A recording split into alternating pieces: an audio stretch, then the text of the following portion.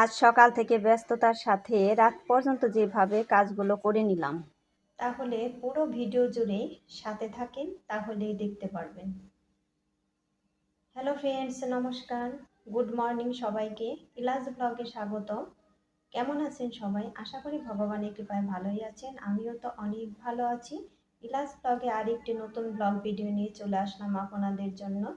এই তো আজকের ব্লগটি শুরু করছি একটা ভর্তা বাটা দিয়ে। ওই ভর্তাটা যে দেখলেন, ওই ভর্তাটা কিন্তু লাল শাক, তারপরে ধনিয়া পাতা, আর হলো কপি পাতা, আর সাথে রসুন আছে অনেকগুলা, রসুন, কালো জিরার, কাঁচামরিচ। ভর্তাটা তো দারুণ টেস্ট হয়েছিল। আর লাল শাকের ভর্তা কিন্তু আমরা নতুন খেয়েছি, খুবই ভালো লাগছে। আর তারপরে সকাল সকালে কিন্তু বেটে নিয়েছি, কারণ ওইগুলো আমি গতকাল ভেজে রেখেছিলাম। এই মাছ কোটার জন্য কিন্তু আমরা মাছ কোটা ধোয়ার জন্য আমরা বাটার সময় পাইনি, সেজন্য কিন্তু আর বাটিনি। সেজন্য আজকে সকালে শাশুড়ি মা বলতেছে যে আমি এগুলো বেটে দিই, তাহলে নষ্ট হয়ে যাবে। আর ওই দেখেন, এদিকে কিন্তু আমার শোল মাছও ভাজা হয়ে গিয়েছে। আর আজকে শোল মাছ হবে হলো ওলকপি আর হলো গোল আলু দিয়ে। এই তো, এই যে মাছ ভাজার কিছু বাকি আছে, ওগুলো ভেজে নিচ্ছি। এই যে, আর ওদিকে কিন্তু চা হচ্ছে। এখন হলো বাজে বেলা 10টা। এই 10টার সময় কিন্তু চা করে নিচ্ছি। সকালে আমরা কিন্তু একদম সকালেই চা খাই না, সকালে খাওয়ার পর তারপরে চা খাই। এই তো মাছগুলো ভাজা কিন্তু হয়ে গিয়েছে। তারপর কড়াইতে আবার একটু তেল দিয়ে দিলাম। এখন এই যে সবজিগুলো দিয়ে দিব, তেজপাতা দিয়ে দিলাম, তার জিরে সম্বার দিয়ে সবজিগুলো দিয়ে দিব। আর এই যে আলু আর হলো ওলকপি, এগুলো এখন ভালো করে ভেজে নিব। তারপর পরিমাণ মতো ঝোল দিয়ে দিব।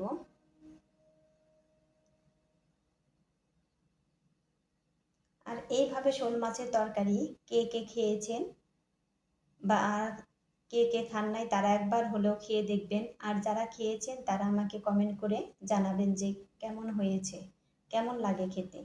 এই তো ভাজা হয়ে গিয়েছে, তারপর পরিমাণ মতো ঝোল দিয়ে দিলাম। এখন তো হাই ফ্লেমে জাল দিয়ে নিতে হবে। এই রান্না হতে হতে একটা কমেন্ট পড়ে নিই। বিউটি আরিভা, এই দিদি ভাই একটা কমেন্ট করেছে যে দিদি ভাই, তুমি যে কালো কড়াইতে রান্না করো, ওই কড়াইটা কি কিসের? ওই কড়াইটা হলো লোহার। আর পুরা কমেন্টটা আমার মনে নেই, কারণ আমি এখন মোবাইল দেখতে পারছি না, আরেক মোবাইল। যতটুকু মনে আছে অতটুকুই বললাম। দিদি ভাই, কালো ওই কড়াইটা হলো আমার লোহার কড়াই।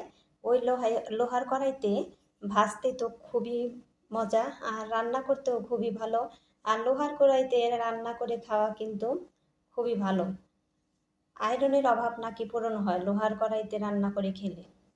আর আমি ভাজা যা করি সব কিছু কিন্তু ওই লোহার কড়াইতেই রান্না করি। এটা তো আপনারা সবাই দেখেনি, লোহার কড়াইতেই অল্প জিনিস হলেও কিন্তু আমি লোহার কড়াইতেই রান্নাটা করি বেশি। এই তো, তারপরে এই যে চা হয়ে গিয়েছে, এখন চাটা ঢেলে নিচ্ছি। 4 জনে খাবে, বড়দি, ছেলে, আমার মেয়ে আর হলো শাশুড়ি মা, এই 4 জনেই এই চা খাবে। আমরা কিন্তু আমি আর আমার ভাসুরজি 2 জনে রং চা খেয়ে নিয়েছি। আমার আবার দুধ চা খেতে বেশি ভালো লাগে না।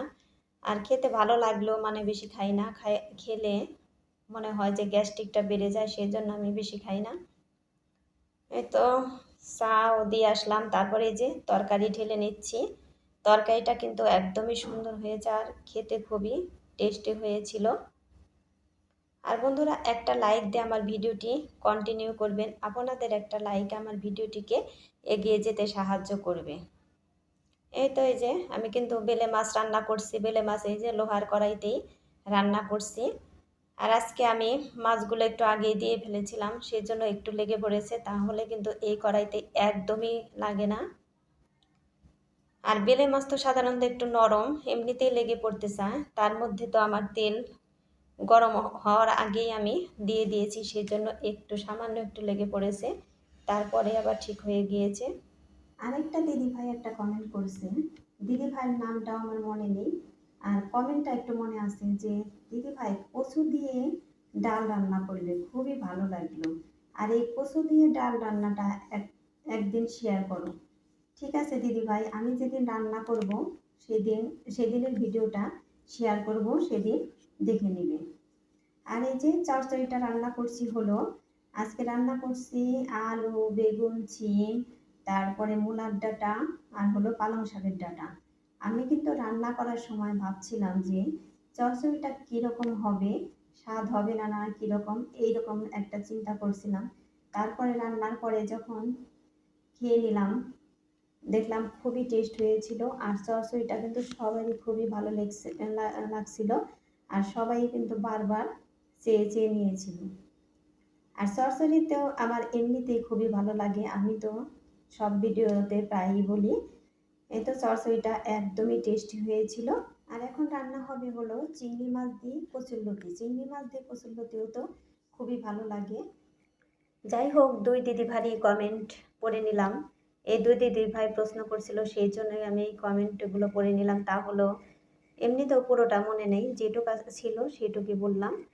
আর অন্য দিদিভাই তো, আরও অনেক দিদিভাই আপুরা তো আমাকে সুন্দর সুন্দর কমেন্ট করে আর পুরো ভিডিও দেখে নেয়, কিন্তু তাদের কমেন্ট ঠিক মতো আমি পড়তে পারলাম না। কেউ মন খারাপ করবেন না, আমি যখন জিটকা বাসায় যাব তখন সবার কমেন্টগুলোই পড়ে নেব। এখন আমি পড়তে পারছি না, কারণ আরেকটা মোবাইল আমার কাছে নেই, সেই জন্য আমি পড়তে পারছি না। কারণ সব কমেন্ট কিন্তু খাতায় লিখে পড়া সম্ভব না, এতগুলো কমেন্ট, সেই জন্য কিন্তু আমি পড়তে পারছি না। এই তো চিংড়ি মাছগুলো ভাজা কিন্তু হয়ে গিয়েছে। এখন এই যে কচুরলতি ভাপ দিয়ে রাখা, আগে ভাপ দিয়ে রেখেছিলাম, এখন এই যে দিয়ে দিলাম একটু ভেজে, তারপর চিংড়ি মাছগুলো এর মধ্যে দিয়ে দিব। চিংড়ি মাছ দিয়ে কচুরলতিও কিন্তু খুবই টেস্ট হয়। এই তো এদিকে চচ্চড়িও প্রায় হয়ে গিয়েছে, এখন মাছগুলো দিয়ে দিলাম। আর এই চচ্চড়িটা কিন্তু শুকনা শুকনা চচ্চড়ি হবে। বেলে মাছের চচ্চড়িটা তো খুবই ভালো লাগে।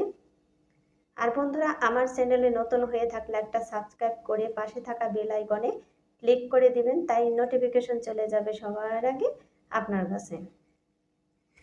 এই তো চিংড়ি মাছগুলো কিন্তু দিয়ে দিলাম, এখন ভালো করে নাড়াচাড়া করে জিরে গুঁড়ো, ধনে গুঁড়ো দিয়ে নামিয়ে নিব।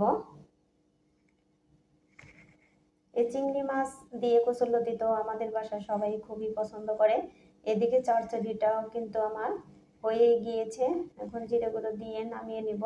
ওই দেখেন, একদমই কিন্তু শুকনো শুকনো করেই রান্না করছি। আর চচ্চড়িতে সবসময় কিন্তু কাঁচামরিচের ঝালটা খুবই ভালো লাগে শুকনা মরিচের গুঁড়ার চাইতে। এই তো দেখেন, আপনাদের সাথে একটু শেয়ার করি কচুরলতি। আর এই দেখেন তরকারি, শোল মাছের তরকারিটা কত সুন্দর হয়েছে। তারপরে চচ্চড়ি, আর সাথে সালাদ আছে, আর হলো ভর্তা, সবগুলোই কিন্তু খেতে খুবই টেস্ট হয়েছিল। আর বন্ধুরা, কাছে কিংবা দূরে, দেশে কিংবা দেশের বাইরে, যেখান থেকে আমার ভিডিওটি দেখে থাকেন, সেখান থেকে সুন্দর করে কমেন্ট করে জানাবেন আমার রান্নাগুলো কেমন লাগলো, আপনারা জানাবেন। এই তো দিন শেষে এখন কিন্তু সন্ধ্যার পরে যে চা করে নিচ্ছি, আমরা কিন্তু 2বার চা খাই। এই তো এখন সন্ধ্যার পরে চা, রং চা আর হলো কফি, দুজন খাবে হলো রং চা, আর আমরা 4জনে কফি খাবো। আজ সকাল থেকে রাত পর্যন্ত কখন কি কাজ করে নিলাম তাই আপনাদের দেখাচ্ছি। এইভাবেই কিন্তু কাজগুলো করি, এইভাবেই চলতে থাকে প্রতিদিনই মোটামুটি। আর সব কাজ তো আর দেখাই নেই, সব কাজ তো আর সবসময় শেয়ার করা সম্ভব না। কাজেই এই তো খুঁটিনাটি যখন যা কিছু করছি এইগুলোই মানে দেখিয়ে নিয়েছি। এই তো, আর কফিটা কিন্তু খুবই টেস্টি হয়েছিল। এই তো মেয়েকে আমি এই যে বিস্কুট আর হলো কফি দিয়ে নিব, তারপর আমরাও খেয়ে নিব।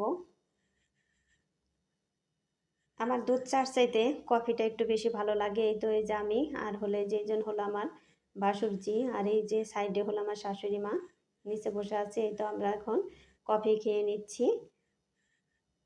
ও আমাকে কি কি যেন বলছিল, আমার এখন মনে নেই, কারণ এই ভিডিওটা 3 দিন আগের ভিডিও, সেই জন্য আমার মনে নেই। কারণ ওর তো আমাকে ছাড়া একদমই ভালো লাগে না, আমি যদি চা কফি কিছুই না খাই তাহলে ও খুবই মন খারাপ করে যে তুমি খাবে না কিছুর জন্য, তুমি আমার সাথে খাবে, অবশ্যই খাবে, এরকম করে। সেই জন্য আর এই তারিখে মানে খাওয়া একদমই মিস করি না। ওই যে শাশুড়ি মা আবার কুচে মুড়ি নিয়ে খাচ্ছে।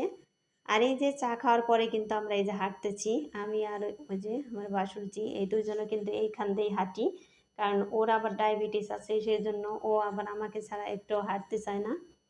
আর এখানে তো ছাদে গিয়ে হাঁটা সম্ভব না, ছাদ হলো 6 তলায় আর আমরা থাকি 4 তলায়, সেই জন্য ছাদে গিয়ে হাঁটা একদমই সম্ভব না। আর এই বাসাটা তো অনেক বড়, বিশাল বাসা, দেখাই তো যাচ্ছে। এই দিকে থেকে ওই দিকে হাঁটলেই অনেক হাঁটা হয়ে যায়। এখানেই কিন্তু আমরা 50-60 বার হাঁটি। এভাবেই কিন্তু আমাদের সকাল থেকে রাত পর্যন্ত চলে, মানে খেলায় বেড়ায়ে কাজ করে এরকমভাবেই কিন্তু আমাদের সময় চলছে, সময় কাটছে। আর বন্ধুরা, আমার ভিডিওটা যদি আপনাকে একটুকুও ভালো লেগে থাকে তাহলে বন্ধুদের মাঝে শেয়ার করে দিবেন। এই তো আমরা দুইজন হাঁটাহাঁটি করার সময় কিন্তু ওই যে ও আবার মোবাইলে গান শুনছে আর হাঁটাহাঁটি করছে। ও কিন্তু মোবাইল ছাড়া হাঁটতেই চেয়েছিল না, সেই জন্য আমি বলছি ঠিক আছে মোবাইলটা নিয়ে নাও, তারপর আমরা দুইজনে হাঁটি। তারপরে যে হাঁটছিলাম, হাঁটার পর আবার কিন্তু এই কাপ টাপও মেজে নিলাম, মাজার জন্য আসছি। এই যে এখানে আবার ছোলার ডাল বসিয়ে রাখবো, কারণ কাল সকাল 6টায় আমার রান্না 7টার মধ্যে শেষ করতে হবে, সেই জন্য যে আজকে বসিয়ে রাখলাম। এই ডাল কিন্তু আজকে ফুটিয়ে রাখতে হবে, কালকে শুধু সোমবারটা দিয়ে নিব। এই তো তারপরে এটা কিন্তু শুধু ডাল হবে না, এর সাথে আবার সবজিও দেব, যাতে মানে এমনিতে তো হোটেলে ডাল আর হলো সবজি দেয়, ওটাকে বলে ডাল ভাজি, আমরা মানে একসাথেই মিশিয়ে দিব। ওই ছেলে আবার মানে এভাবে না হলে খেতে চায় না, ও এইটাকে বলে ডাল ভাজি একসাথে দিয়ে, মানে আমাদেরও ভালোই লাগে ডাল ভাজিটা। এই তো বসিয়ে দিয়ে যে আবার এই যে থালা বাসনগুলো দুপুরে কিন্তু খাওয়ার পর আর মাজা হয়নি, খুব ব্যস্ত ছিলাম সেই জন্য আর মাজতে পারিনি। সেই জন্য ভাবছি যে রাতেই একসাথে চায়ের কাপের সাথে এই থালা বাসনগুলো মেজে নিব। আর দেখেন কাজ কাজ কিন্তু একের পর এক কাজ আসতেই থাকে, মনে হয় বিরতি থাকে না।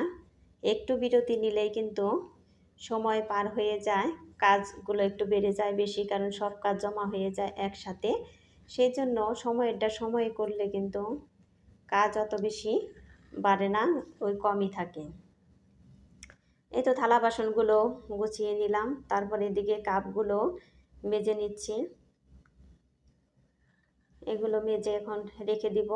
আর বন্ধুরা, আমি কিন্তু সবারটাই বেশি বড় কমেন্ট করি না, বড় কমেন্ট না করলেও কিন্তু আমি সবারটাই ফুল ওয়াচ করে দিই, কারণ আমি কাজ করতে করতে মোবাইল চালিয়ে রেখে কাজ করতে করতে তারপরে ভিডিওগুলো দেখি, সেই জন্য আমি পুরো কমেন্ট করতে পারি না, যে কখন কি কাজ করা হয় এগুলো না দেখলে তো আর কমেন্টগুলো করা যায় না।